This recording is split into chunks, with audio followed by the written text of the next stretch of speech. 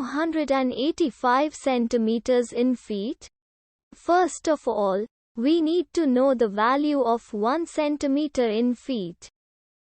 It's always 1 centimeter equals 0.03280839895 feet.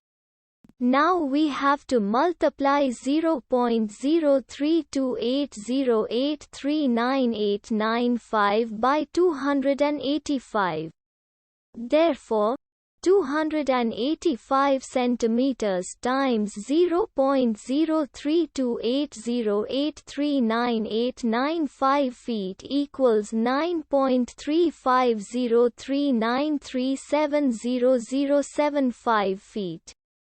So, in other words, 285 centimeters equals 9.350393700075 feet.